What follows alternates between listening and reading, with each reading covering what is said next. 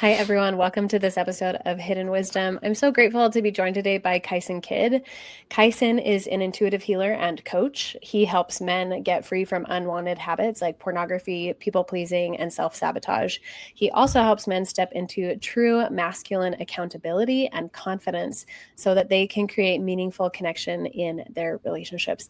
Kyson is the husband to one wife. I appreciated that he specified that, and is a father of 3 children. Kyson, thanks so much for joining us today. Yeah, thanks, Megan. I'm happy to be here. I'm excited. Absolutely. Yes. I'm so grateful to meet you. Being in this space, I know about 10,000 women that are healers and that are really deep into understanding the divine feminine side of things. And it's been hard for me to find men that are also doing healing work and are understanding the divine masculine side. And so I'm very grateful to have been connected with you. Can you tell us a little bit more about you and how it is that you find yourself in the space of being a healer and supporting men in understanding the masculine? Yeah, I'll try to give you the short to medium version of that. I started off by, well, it starts in a bunch of different places, but my first experience with this type of thinking was just having a couple friends who were in like the energy healing space. I had a friend who taught yoga, and initially I was like, I had been writing music at the time, and she did some yoga for our ward for like a little church thing. And I was like, I could make better music than this. I was actually being kind of prideful about it. And so I told her, I was like, hey, I could make better music than what you used.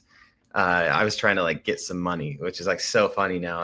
I really was being kind of rude, but I walked up to her, told her that, and she's like, sweet, let's make some music. I'll pay you. Like, let's figure it out. And as soon as I started making that kind of music, um, I just found like a ton of joy in it. Like I found a ton of purpose. And from there, I started realizing like, oh, I love having a deeper meaning behind my music because I used to do singer-songwriter kind of stuff. So this pulled me into more of like, oh, what does it look like to heal or to start to increase my self-awareness and that kind of thing. Um, so from there, I basically started to realize I've got a lot of like stuff to work through.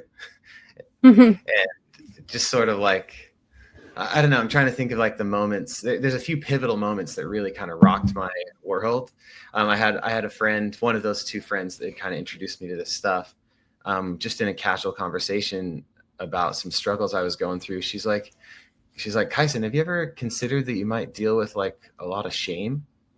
And I remember being like, what does this question mean? Like that's how low my emotional intelligence was, or how suppressed it was. Like I didn't know Mm-hmm. what she was asking. It's like I've never even considered that before. And so I took a whole like 2 weeks of going like, there's something to this question. And as I was pondering it, there was one time I was like taking a nap, just chilling and kind of thinking about it. And all of a sudden this like spark of memories. And I feel like the spirit just brought to mind, like, let me show you your whole life. And I was like, oh crap, it's like shame, shame, shame, shame. Like shame is the thing that runs my life. And so that was one of the big opening moments of like, holy cow, I didn't know that was under there. I started to kind of work through it, and it brought a lot of good fruit. I started to get more like free from the shame. And then from there, I got invited to do yoga music at an energy conference. And I was like, that stuff sounds stupid. And then like 24 hours later, I was like, oh crap, I think I'm going to do this. Like, I think I'm actually called to totally like to step down this journey. So that happened. Trying to like fast forward through, like, because you asked how I got to like what I'm doing to helping men heal. Mm-hmm. I do a lot around pornography, like helping men get free from it. And so one of the things that was most powerful for me to learn is that almost this idea that like everything is a symptom. Let's figure out what's down in the roots beneath it. And so I had like an 18 plus year struggle with pornography since I was a little kid. I'd do good at times. I'd hold on tight and like, try not to give in. And finally I started asking, well, what's beneath it? Like, why am I still turning to it over and over and over?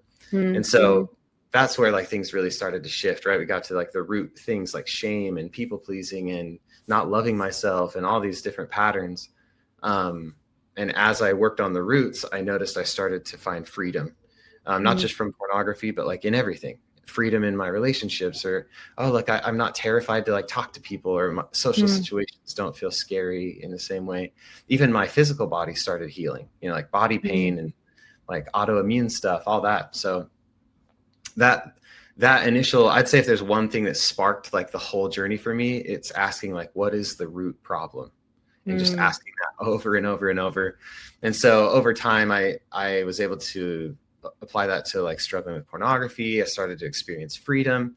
And then there's like points, I feel like God just guided me on each step. And there's a point where I was like, oh, dude, I'm supposed to help other men who struggle with this. So I kind of shifted into that. And that's been about 4 to 5 years that I've been helping men do that. And you mentioned like helping men with to find healthy masculinity. There's this constant battle for me of like, do I talk about pornography of like, hey, let's get free from porn, or do I talk about the thing that's the solution? And honestly, I think true masculinity is the solution to pornography. It's also the solution to like a ton of the problems we have in the world today. And true femininity is the balance side. It's the other thing that will solve all the things we're going through. So anyway, that's like the short of it. I'll let you ask more questions if you have them. But that's beautiful. Thank you. Yeah, thank you. Thank you for sharing that. Sorry, I have a washing machine that is here being delivered right now. So I keep going in and out. So I apologize. But I really appreciate and I love that story. And I think there's a lot of true patterns in it. I'm excited to talk to you again. I think this is a very timely conversation. On this show, obviously we spend a great deal of time talking about the divine feminine side, and the masculine obviously is something we have to talk about, right? They contextualize each other. You can't really have one without the other. So I'm excited to have this be more focused on that divine masculine side. So can you take a little bit of time and define for me, when you say true masculine, what is that? And how does it relate to the feminine? Let's talk about that for just a minute. Nice. Yeah. I don't think it's super easy to define. Well, I think it's an ongoing understanding, right? It's a definition that can change, but the way I currently see it is like masculine energy versus feminine is basically a way to understand patterns. So for me, the masculine energy is the pattern of like structure, creating structure, rules. Like it's a little more rigid. It builds a foundation. It's pointed. Like it's like, let's choose this thing, right? Whereas feminine is more expansive. It's open. It flows. It sort of breaks the boundaries. And so if you have one without the other, it kind of goes to the extreme or even goes to like the shadow side, the dark side of that. Masculine on the dark side is like being super rigid and being terrified of anything outside what we know. And then possibly like feminine energy in its extreme, if you don't have the balance, well, maybe you could answer that better than me, but like be like no structure, right? And almost like it's like water without a container, right? It could just spill everywhere.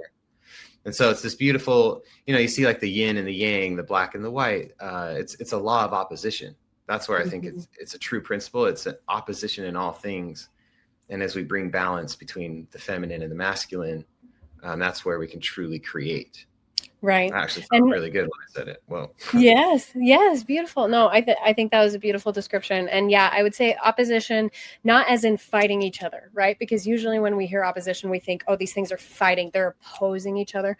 Opposition as in these are opposites, right? And they're meant to complete each other. And of course, both of those are options, right? And it's kind of up to us to decide, are these things going to be complements or are they going to be opposing forces to each other? But no, I think that was a great description on both sides. So thank you for that.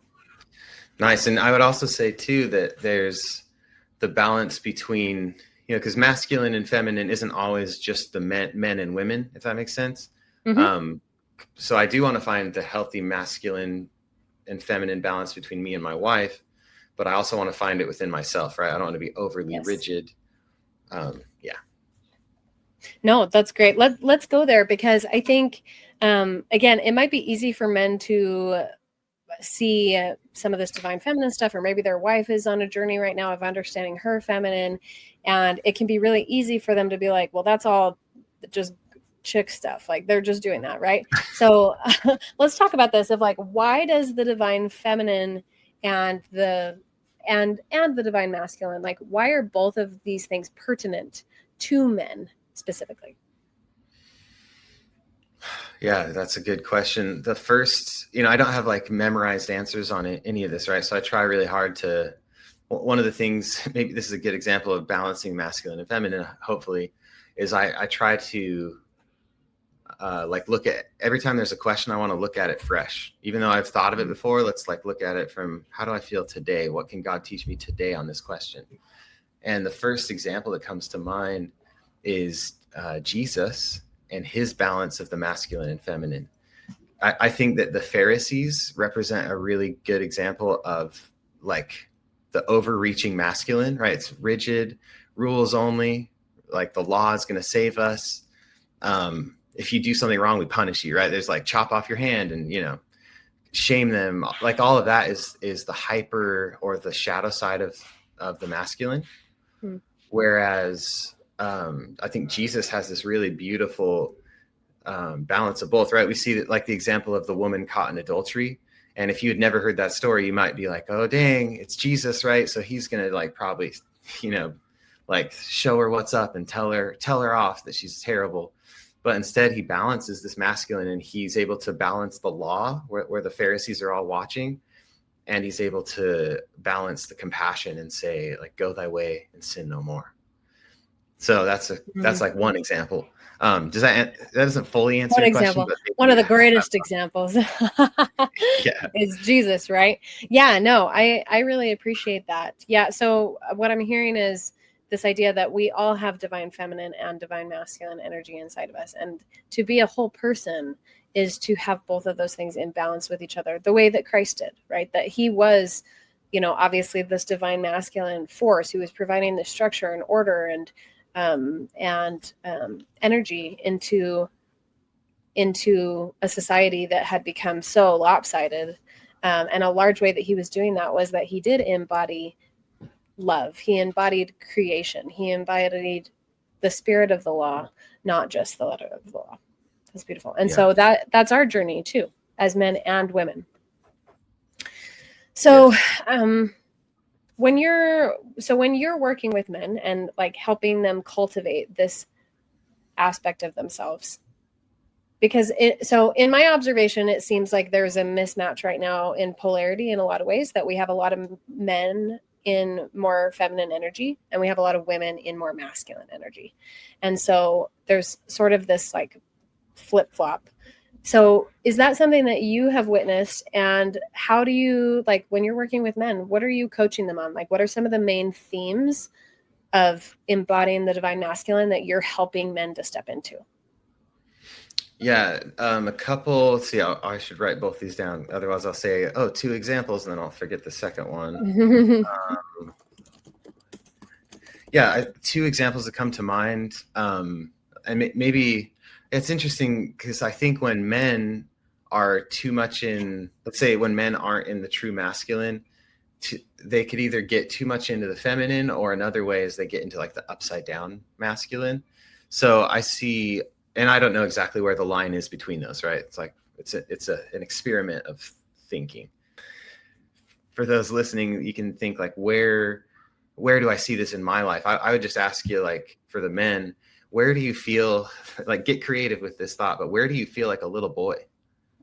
Because there's a lot of the men a lot of men I work with struggle with this feeling of like, oh, I'm being treated like a child, or like, oh, I feel like a child. I feel stupid and embarrassed, and I did all this, I'm making mistakes, and it turns to like this people pleasing. And so another way to describe that dynamic is like, a lot of times the husband or a lot of the men I work with will end up in like little boy mode, and then the wife ends up in like mother mode. Mother mode. Yeah. So that dynamic's really interesting. And we can talk about sort of like solutions to that, or like how to start to practice your way out of that. But the other example I see a lot of is men being terrified of vulnerability. So this is more a hyper masculine example, where like, oh, I'm a man, I'm supposed to be strong. I'm supposed to be like, courageous, and I'm not going to tell, I don't have any weaknesses. I'm always, whatever. I don't have weaknesses. And so what I would question there is like, which one is truly more masculine? Is it to pretend you don't have weaknesses, or is it to face your weaknesses with courage and with Jesus at your side? And in a way that like, I don't know, for me, when I feel the most confident and masculine it's this vulnerability that says like, oh, I'm going to tell you what I'm going through, but not because I need you to save me. I just want to communicate. Like, yeah, I got some fear coming up about this, but I'm confident that I can face it with Christ. Anyway, there's this whole balance of like, how do we navigate our thoughts and emotions and the way we communicate? I might need you to like guide me with a new question, because I know I like halfway answered your question and then I shot. No, you're good. So let's talk about then, like, what are some of the solutions? So the two things that you really mentioned, one was the fear. See, now I'm forgetting what, but I really like the other one. Mode. Yeah, little boy mode and fears, like facing those two things. So how would you coach a man to like see this and correct it? Because I'm kind of on the opposite side, right? Of like, I work with women to help women know like how to step out of that mother mode, right? How to go into her feminine, how to flow into that softer place and let go of some of the masculine energy, because a mother has a lot of masculine energy, right? She has to, because if she doesn't, like, her children will burn down the world. And so like a woman who is in a mother role with her husband is in her masculine. So I am on the other side of it, where I'm trying to teach women like, this is like, we need to step back. We need to surrender. We need to let go. We need to let failure be an option, honestly, sometimes for our men. But like, ideally this would work best if we also had a man on his side, like doing his part of that. Right. So how would you coach a man to like recognize and hold space for the places where he feels like a little boy without shame, and like how to get out of that mode? Yeah, I like this question. I've never answered it from this exact like angle, so I'm just like kind of piecing together the things, and I'd love to hear your thoughts on it too. That'll buy me some time to like, I can feel one of my like strengths and weaknesses is that like I have a million ideas, so it feels like I know there's a room I'm trying to get into, but there's like 1,000 or 1,000,000 doorways, so I'm trying to figure out like, how do we get there? So hopefully this will make sense, but I really like patterns. So maybe if we look at it this way, the little boy pattern, like if a man is feeling like a little boy, and maybe people hate that name, another way to talk about it is like the people pleasing pattern. It's the same thing. I think people pleasing is one of the most rampant like struggles in the world right now, and maybe even especially like in a church setting. A lot of men are like, okay, I'm trying to be good and nice, and so it can just shift into people pleasing a lot. So if we were to look, let's call it the people pleasing pattern. So the people pleasing pattern, things I see in there are like a lot of almost like I've disappointed my mom, a lot of feelings around that from childhood. I see, the kind of the yes man, like I'll just say yes to anything. I'll voice it from my perspective, because this is totally what I went through. Like, I'm afraid to say what I really want. There's like, I can't ask for anything. And then you'll pendulum swing over to like, now I resent everyone because no one gives me anything, right? It's just like, you go from the people pleasing little boy over to like the tantrum little boy, which is like, God, everyone treats me like crap and no one loves me. There's kind of this thing where like I would catch myself secretly trying to earn my worth or gain people's appreciation, and then call that worth. Like, oh, if people appreciate me, then I have worth. And so it's living a lot in like a deficit. I'm not enough. The only way I can be enough is if all the women in my life tell me I'm good enough, if they appreciate me. I have to go accomplish something to have worth. Like, I feel like so many of the patterns that men struggle with are actually tucked into that, like, people pleasing pattern. So from there, like, once we've identified, like, all right, here's all the pattern, the big question, right, is how do we solve it, or how do we start to shift? And it's a hard question. I'm trying to think of, like, what's the most effective way to start there. And I think first it's to start to look at your belief systems and go, like, okay, what have I been believing about myself? When did I start believing that I'm not good enough? When did I start, letting people control me and then hating them for controlling me? That's another piece of it. Is like this. There's also a lot of, like, oh, my wife is always controlling me, and then there's like a secret belief of, like, I kind of want her to tell me what to do because that'll make me feel like I have worth. And so maybe actually that's the thing I would say is it's time to practice accountability. It's time to actually look at, what are you doing? Because little boy mode or people please mode is so focused on everybody else, like waiting for everyone else to change the way they treat you so you can feel good. And to be accountable is to start to look at, what am I thinking? What am I telling myself? What are my emotions? What are my actions? How do I actually take control of what I'm creating? So that's a simple answer, but maybe you have, like, a follow-up question. It really is it's to deep dive on accountability and start organizing all the places where you're blaming other people for your stuff, or where you're taking other people's stuff into your space and saying, that's my problem. Yeah, that's really powerful. I appreciate that a lot. One thing that you said that really stood out to me that I just want to comment on was this idea that sometimes men are mostly subconsciously looking for women to be the ones to make them feel like they're men. And it reminds me of Wild at Heart, the book. Heard of it? John someone wrote it. Anyway, he's a Christian guy, and it's a perspective on divine masculinity. I don't agree with everything in the book because it has a typical Christian view of Eve as being the fallen dumb woman scapegoat that we that's been the historical narrative for a long time that is not biblically supported, honestly.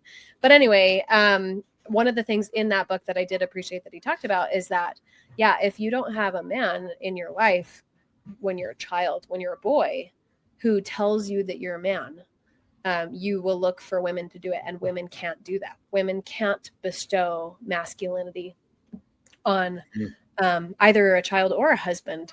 And I think that he posits that that's one of the reasons that men turn to things like pornography, is that they're looking for these women or these experiences to make them feel like they're a man. And maybe it does for the length of the fantasy. But after that, you go right back into shame. You go right back into those little boy patterns. Do you have any thoughts on that?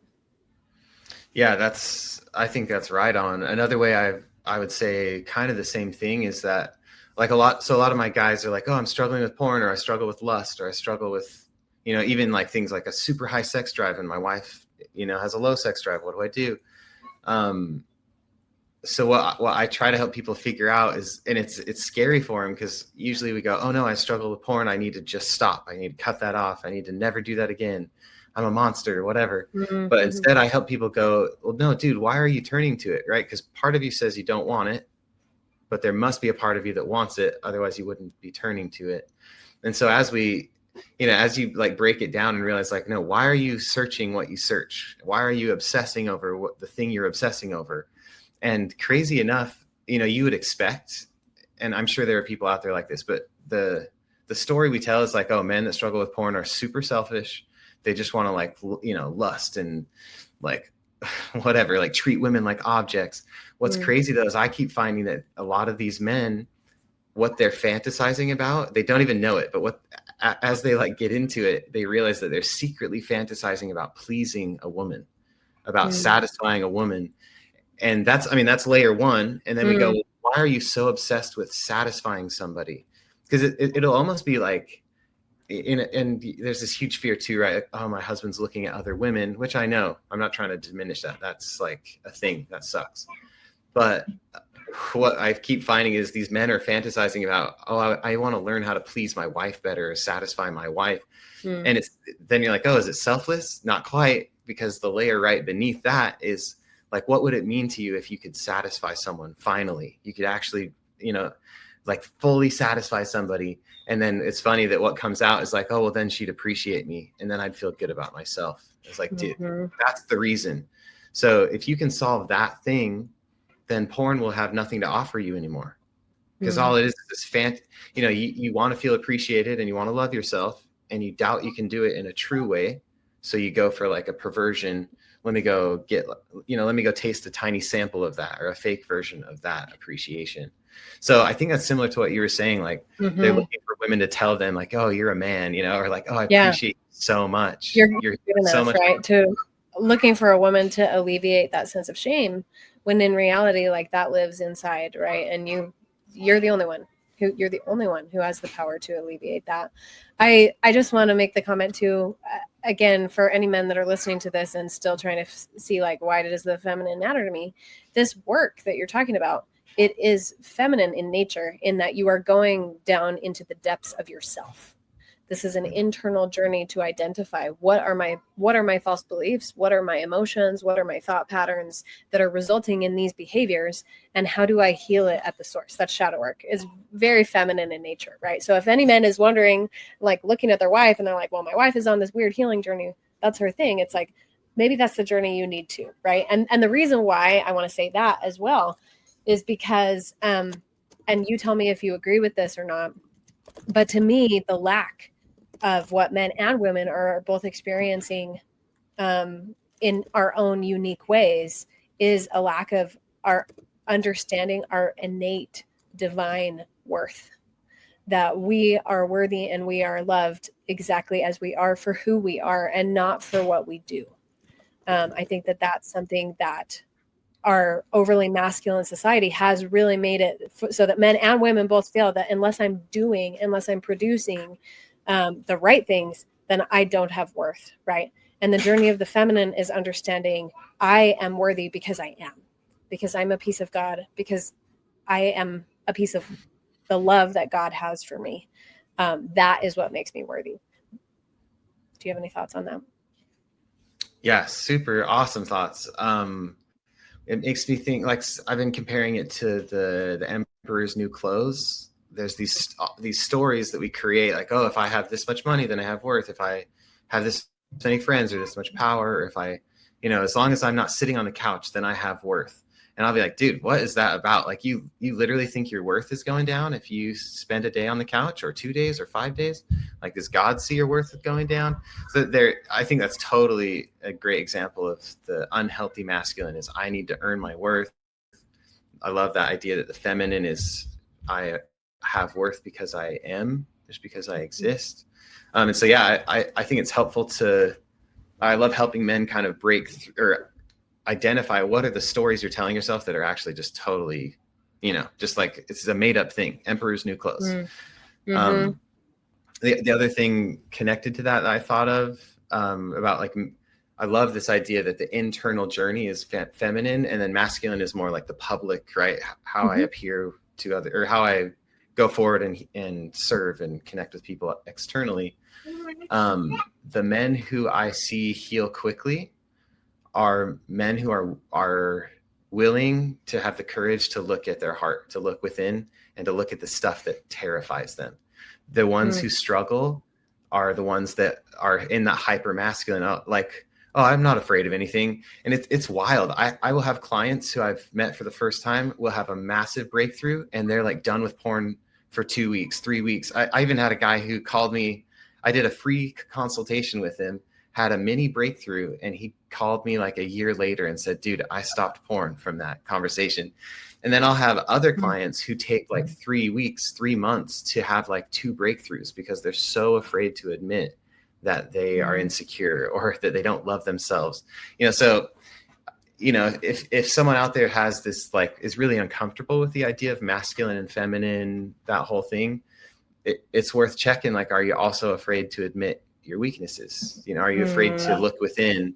And if so, maybe that's why you're actually resistant to it, is because if it's true, if there's a real journey of the feminine and the masculine, then you might end up needing to look at some of the stuff that scares you. And so I just invite you, like, that's a great chance to like connect with your higher power, to step in and say, like a really cool way to, sorry, I'm just ranting here, but I'm excited. A really cool way to blend the masculine and feminine there is like, yes, the journey inward is feminine, but you can take a masculine balance with it and say, like, I don't know, imagine yourself like a superhero on a journey, or a knight on a journey, right? Like, go fight the demons that you have been hiding within you. Go face it, have an adventure, and you'll change your inner world, and then your external world will change as well. I love that. Yeah, I think the warrior archetype for both men and women is very appropriate for this journey of going inward, right? And facing your demons, facing the dragons, right? Dragon is a very feminine symbol, actually. So slaying the dragon is interesting. I don't necessarily agree with it, but it's this idea. The feminine is scary. The feminine is in the dark, right? As opposed to that light. We're talking about yin yang, and we have so much in our culture that tells us that dark equals evil, and sometimes it can, but it can also equal just what is hidden, what is mysterious, right? The other side of the veil is very dark to us right now. That doesn't mean it's all bad.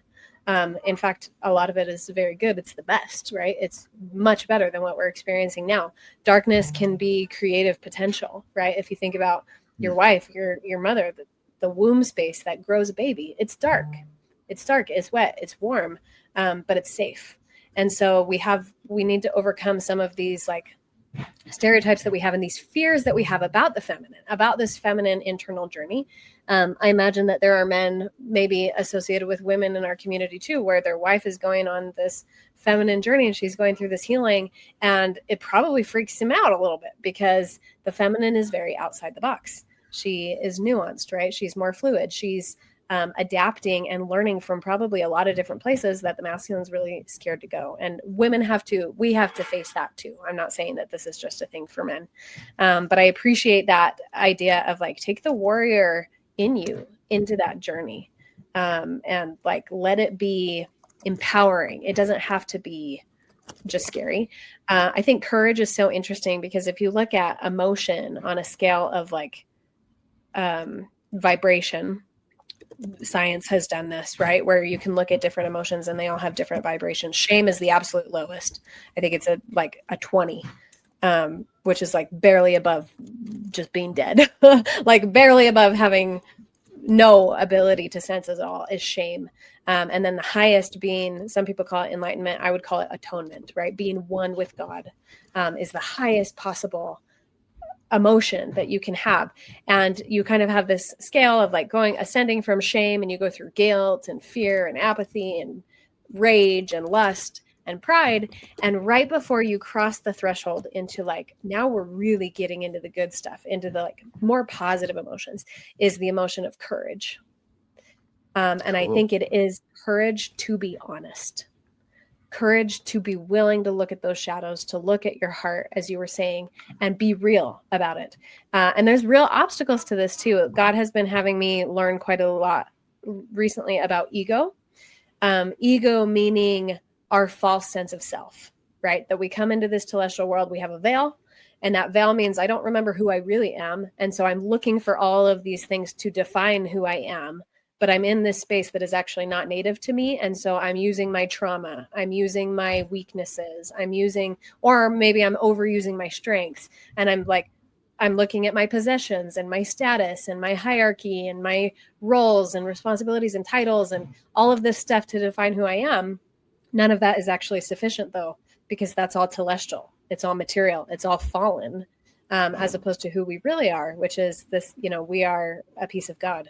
And so what's challenging about ego is it can present in two different directions. You can have an overdeveloped ego. And I think men tend to struggle with that more than women do, in part because this world is very masculine, right? Like men have been in charge. Men are stronger physically. Men have been able to have power for thousands and thousands of years in this world. And so it kind of produces this overactive ego that's more the domineering, the controlling, the dominant force. I think what you were talking about, it's that piece of you that says, I'm not afraid of anything. And it's like, yeah, you probably are, right? And then on the other side, you have underdeveloped ego, which is like, I don't have self-esteem. I'm not worth anything. I need external validation. I'm a victim. I think women tend to fall on that side. But it's interesting because we all have both, right? Like you can see that the over dominant ego is actually born out of a weak ego of like feeling like I'm not good enough and I need external validation and things like that. So that's a big obstacle to overcome. Can you talk a little bit about, let's go to accountability. How does accountability play in and like cause us to force both sides of like, we both have an overdeveloped and an underdeveloped ego so that we can take this journey? Oh, I love the question. Can I share like another thought first that's about what you were saying, and Totally. then transition over to accountability?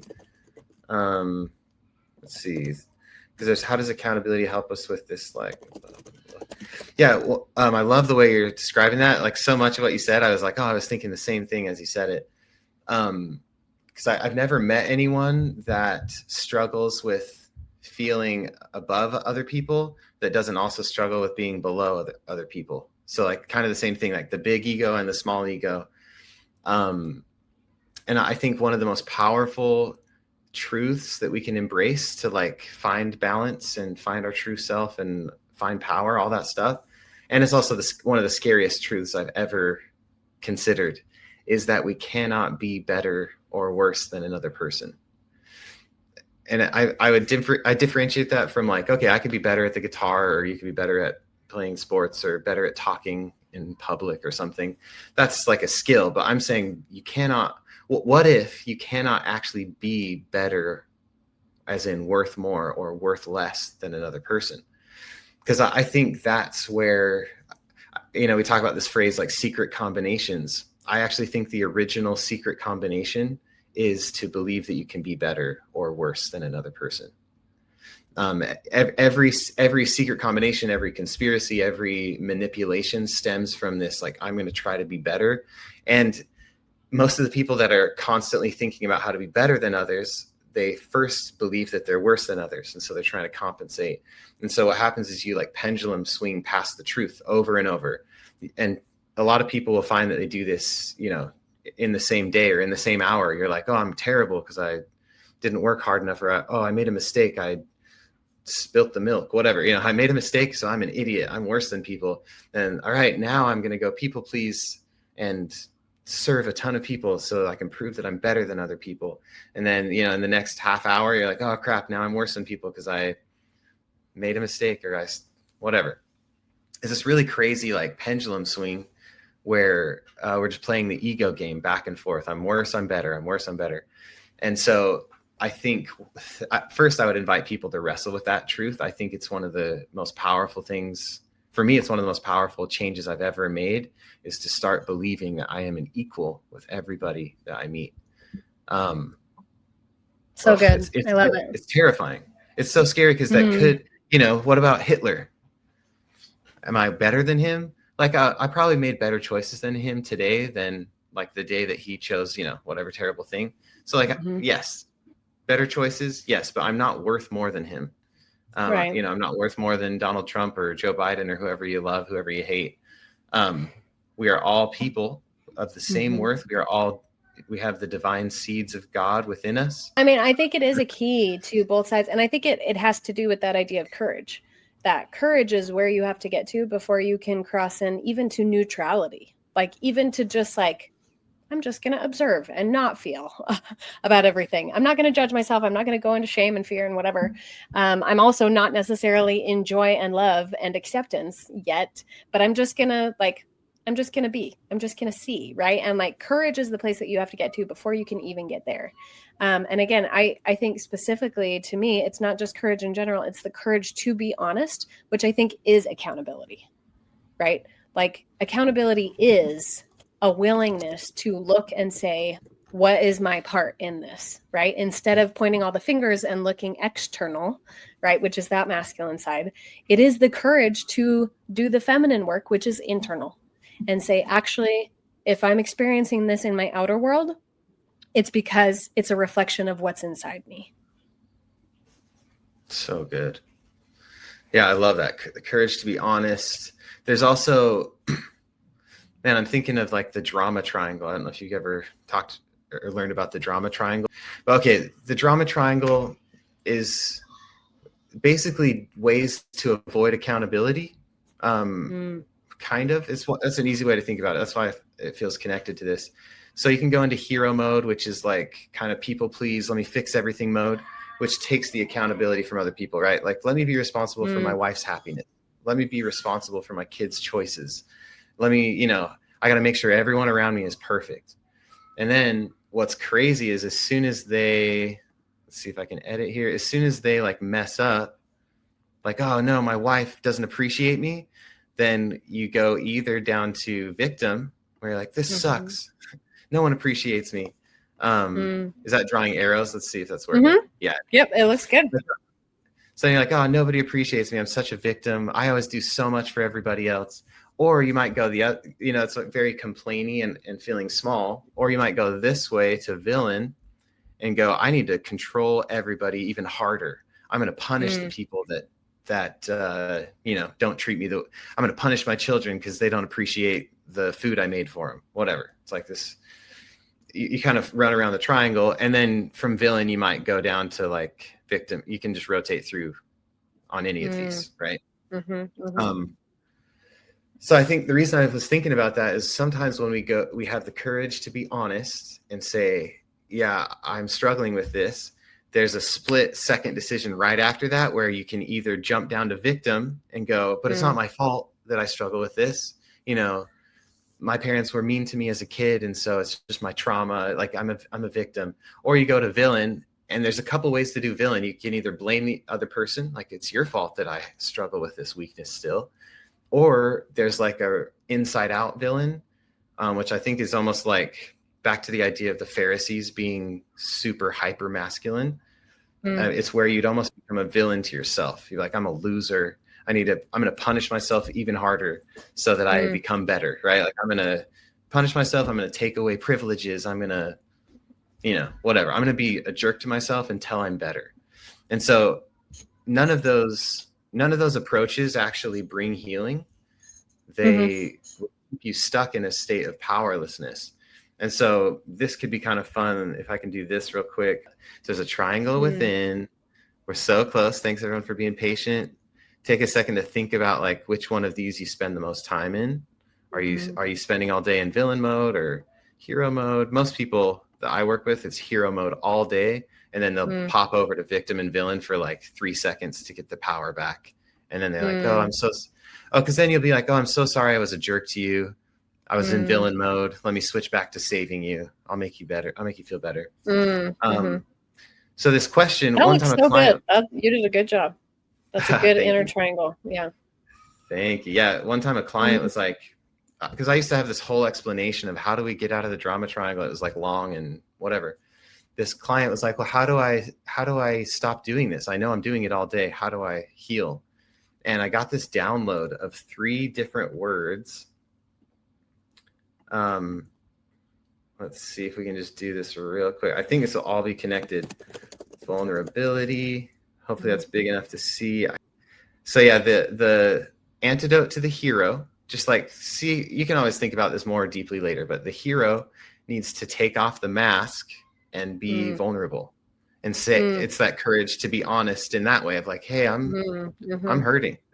I think I'm acting this way because I'm feeling pretty scared, then the antidote for the victim is accountability to say, but it's not your fault I feel afraid. It's not your fault that I'm feeling triggered right now.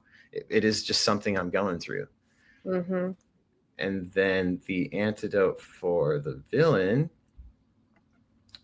please, there we go, is abundance. And some people, probably for those who are like, oh, I don't like the talk of like feminine energy, masculine energy, they might also not like the word abundance. So if you want to think about like faith, this is long, but like faith to create with God. Let's call it that. So the antidote for the villain is to be creative and abundant, because every villain, before you go villain mode, every villain first believes that there's not enough. There's scarcity, right? There's not enough love, so I need to take it. Or there's not enough food, so I need to control what people do with the food. There's not enough money, so I need to manipulate people to get my sales in, to make my money.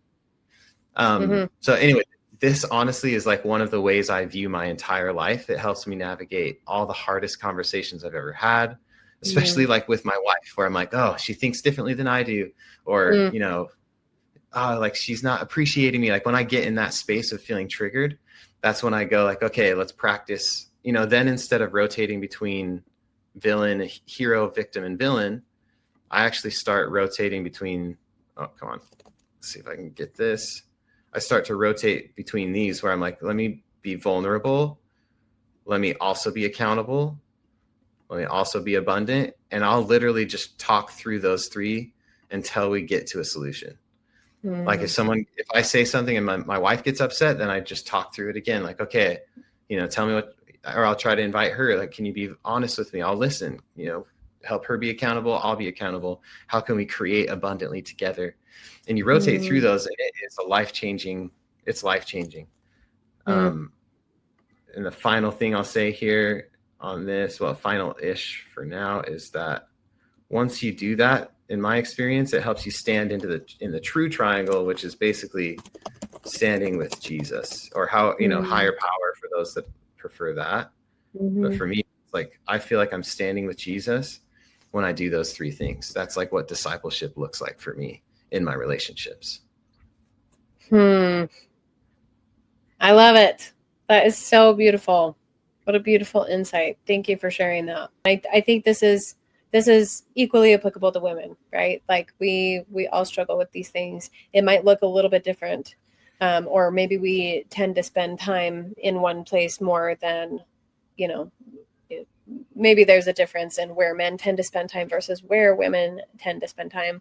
But I love the answer to it, of that vulnerability, accountability, and abundance. And I agree that faith and creation, I think that's all the same thing. So really great. Thank you for sharing that. Yeah, totally. We talked about like the ego games, right? So I think this is another way to understand the ego game of I'm a victim, I'm a villain, I'm a hero. And instead we choose like accountable, vulnerable, abundant. And I think an interesting point here too with the masculine and the feminine is that each of these you can find, you can almost split each of these in half and say like, what would vulnerability look like on the feminine side? Like super open, I think, well, yeah, versus the feminine side, or sorry, feminine versus the masculine. Because I think masculine can be very direct, like, hey, I want to talk to you. I'm feeling this way. And I'm also ready to look at it. Like I'm looking at it. Let's work on it. And then the feminine can be a little bit more like, I'm feeling so much.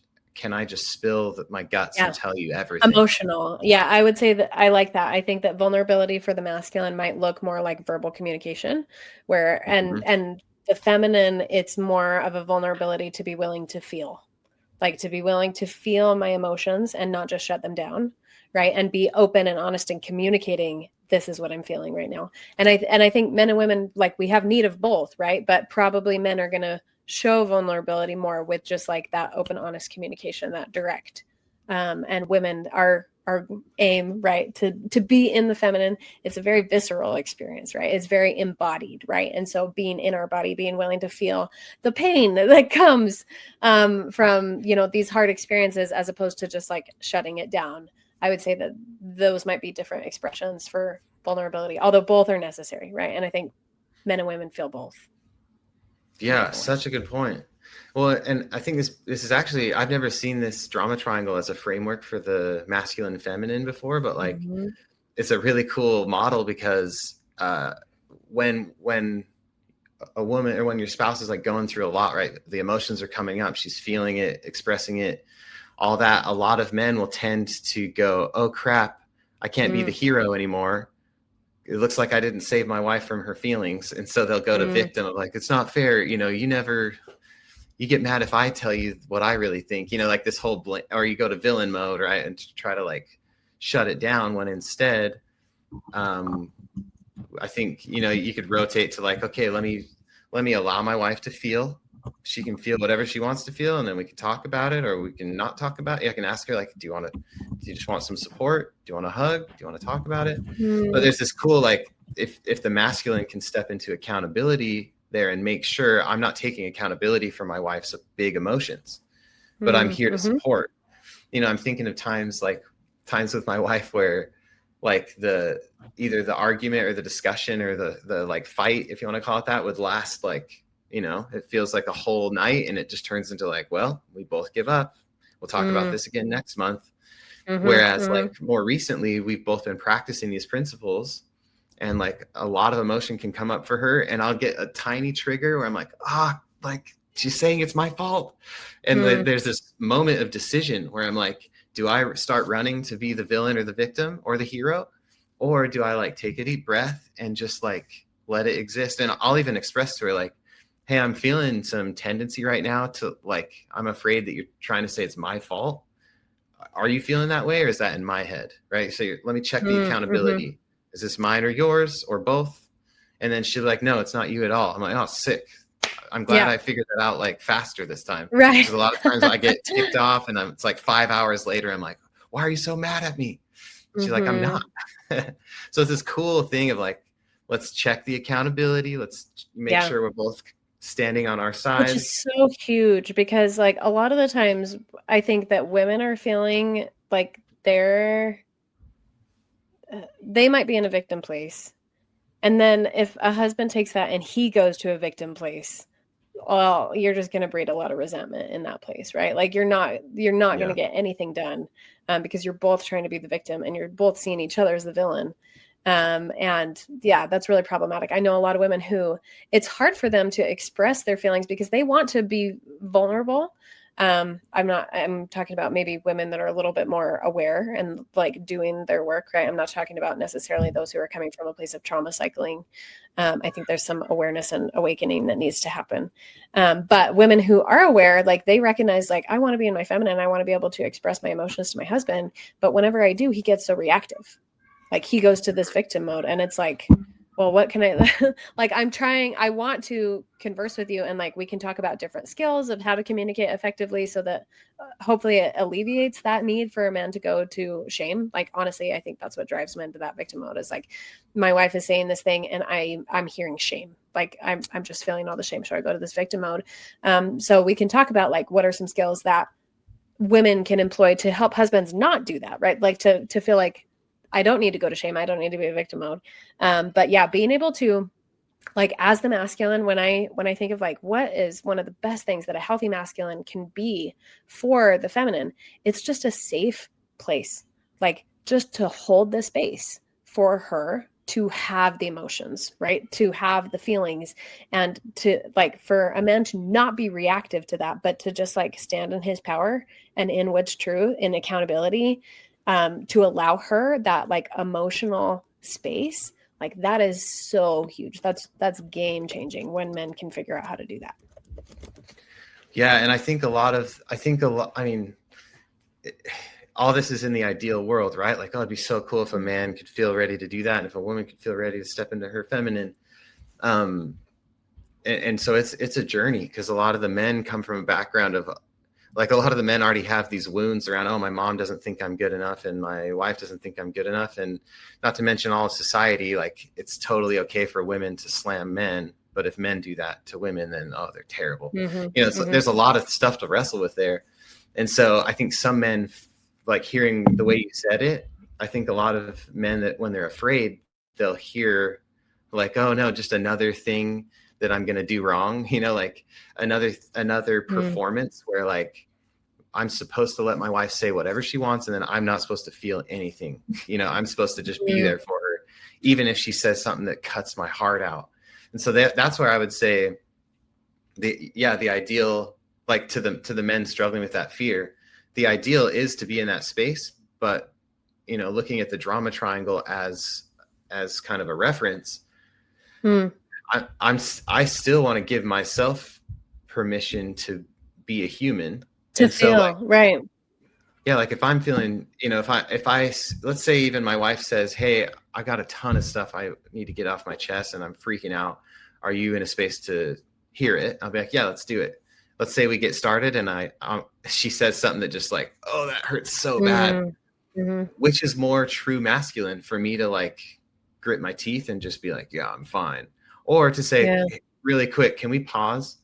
And then just to say, like, I am feeling some like tendency right now to get a little victim-y. Like I'm feeling Mm-hmm. the drama's coming up for me and I want to support you. Can we like take a quick pause?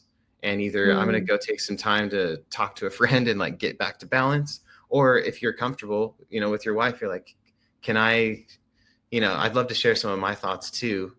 I'll be accountable for them. I'm not going to like blame you. You can like work through that. Yeah. Because I think, if And that still feels very safe, right? Like I think right. because you're right. I appreciate you bringing this up because I don't want it to sound like, yeah, man, you can't have feelings, right? The whole thing that we're talking about then that I hope that men are hearing is actually like that those feelings are your feminine and you should have them. Like you need to integrate that part of you, right?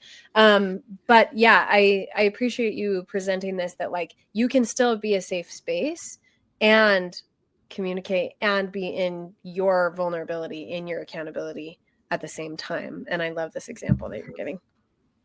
And it's going to be a journey.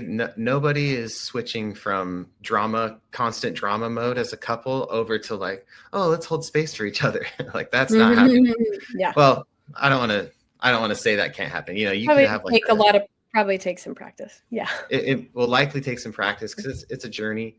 But it's so beautiful. I'm thinking of like even a couple weeks ago, there was a thing where my wife was like, hey, we got 2 things of wipes. Let's put one thing of wipes in the diaper bag and one over here so that if we have to leave for the hospital, it's ready. And I was like, sweet. But then I forgot, pulled out a bag of wipes. It's like not a big deal, but I pulled the bag of wipes out of the diaper bag. She reminded me, hey, can you put that back when you're done? And all of a sudden I like shot into a trigger of like of thoughts I haven't had for a few years, where I was like, I like went all in. In my head, I was like, oh, my wife is always policing me. She thinks I'm dumb. I made a stupid mistake. I forget things. Like, why is she so mad and always trying to control me? And I sat with it for a couple hours because I was like, dude, if I open my mouth right now, it's going to get I'm not going to say good things. Yeah. And finally I was like, okay, I kind of like had thought through, like, I'm feeling pretty crazy right now. And so at the end of the night, I just was like, hey, are you mad at me? And she's like, no, why? And I was like, oh, sweet. Okay. I was like, I've been feeling pretty crazy. And what was cool is we've been practicing. Because I'm mad at you. Yeah. Sorry, I know you didn't say that, but so it's just the so married life, right? Are you mad at me because I am really upset at you? Yeah, for real. But what's so cool is we've been practicing actively for like 5 years, where like we know that we're both practicing accountability. And so I was actually able to express, like, here are some of the thoughts going through my head. And she knows from past conversation that the thoughts in my head are not your fault. I want to express though, like, I'm thinking all these thoughts. So I told her, like, it's the first time in 3 years that I'm like, oh, you're policing me. And like, oh, do you think I'm stupid? So I told her all those things. And what's so cool is she didn't try to stop me. She didn't like make excuses, anything, because she was trusting me to hold space too. Yeah. So she's holding space for me. And so I was able to go, like, it's cool because she gave me enough pause. And I even said, like, I feel lost. That's the way I feel, is like I'm lost in my mind right now. And so I was like, and I just want to express it to see, like, is any of that actually coming from you? Like, do you feel any of the things I said? Or is that all in my space? And she's like, no, I haven't even thought about it. I just wanted the wipes to be in a convenient place. And so it's a scary thing too, because then I'm like, oh, dang, what if even 3 years ago, when I used to think that stuff all the time, what if that was me back then too? So it's this cool moment of like, dang, I have put quite a bit on my wife in the past, and it's cool. I'm actually grateful it came up again, because then I got to kind of wrestle with, like, okay, that's my thing, and it's okay that it was huge. And anyway, super cool experience, and to have a zero drama conversation. Yeah. Well, and I was going to say also to look back and be like, oh my goodness, look how far I've come. Right. Because like the 3 year ago version of you, even if you're still in a similar pattern, you didn't recognize it. at the time. And so now you have an awareness where you're like, oh, I see what's been going on. And now I'm aware. And now I see that I'm working on it. Right. And then 3 years in the future, you're going to look back and be like, oh my gosh, look how far I've come. Like, look at this amazing evolution of myself and my marriage. And so it is such a gift to be able to have those moments. I think that sometimes are difficult, but that allow us to reflect and see, oh my gosh, I've been repenting. Like, I've been healing the things that used to bother me. I'm like, and I had no awareness of, now I have an awareness, and I'm working with the Lord to get to a point where it just doesn't bother me at all anymore. Right. So that's really powerful. So any last thoughts on like this conversation of masculine and feminine, and why, and like, because for me, as I've been hearing this conversation, it's like the feminine journey is relevant to men. Like, this is your journey too, of being able to go inside and do the hard work and face the scary things about yourself and overcome that journey. And even if you're coming at it from a different place that women are, like, it's still relevant. So do you have any last thoughts that you would share just on the topics that we've discussed? Yeah, like overarching thing that's been on my mind is like a sign that you're in unhealthy masculine is that you are constantly making a huge effort, but you feel like you're never changing. Like the change is so surface level, like, oh, I'm just doing more. I've got to do more every day and I'm exhausted. Whereas true change will come from balancing with that feminine and saying, I'm going to go and look inside and I'm going to change the way I feel and believe. And then I'm going to go do. And so like I wanted to toss that idea. And then the other piece is like, I'm just so grateful for my wife being willing to practice this stuff with me. The change is incredible. Like, well, it's fun. Me and my wife we'll talk often about like, man, it's so cool that we can like have a really hard conversation. There's almost nothing. Daddy. Hey, buddy. I'm on a call. Can you go talk to mom? Do you want to say hi to the podcast? Hi, everybody. Hello. Without my wife being willing to step in, I think I could have made progress, but it would have been much slower. And so like this, to me, this is like the final kind of the clincher is like, there's a moment that's where everything started when I learned about the drama triangle from a coach. And then I was like, to my wife, I was like, hey, Isabel, I think I'm going to start practicing this. Do you want to practice with me? And it was so scary because everything had drama on it. Like, hey, do you want to change a diaper? And I'm like, don't control me. All this like just drama.org. It's a full nonprofit of just drama in my mind. And from there, all we did, like, so I think I'm trying to land here a little bit and say, for those that want to practice this, just start so small. We started with like, when I feel drama, I'm just going to let her know, hey, I'm in the drama triangle right now. I'm going to take a few minutes and then let's continue. That's it. We just started to identify. Then from there, like, okay, which of the drama triangle roles am I in? And from there, we just small baby steps. And man, I mean, that has absolutely changed my marriage. It's given us a framework for how to practice the masculine and feminine. And oh man, I'm just so grateful. I don't even have words for like what our marriage used to look like, it was fun and we were in love for sure. But like, dude, it just so much hurt over tiny things and so much drama. And now it's like, cool, why don't we change and grow like every 3 days, every day? Wouldn't that be cool? So, yeah. Oh, I love that. So good. Okay. Everyone stay tuned. So this is going to be part 1. We're going to do a part 2 next. I'm really excited to keep talking to you. This has been fantastic conversation. And I really hope that the men and the women who are listening to this really hear it and allow it to touch them and ask themselves if this is a part of the journey that God is inviting them on, right? A journey of repentance and healing, so that we each can better embody our own divinity and our innate worth. Really quick, before we close this episode, where can people find you?